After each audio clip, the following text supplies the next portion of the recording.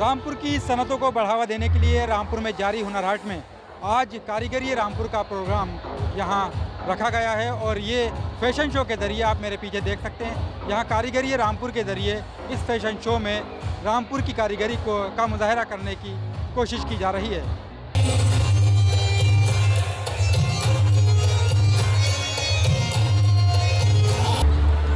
कोई उम्मीद पर नहीं आती, कोई सूरत नजर नहीं आती।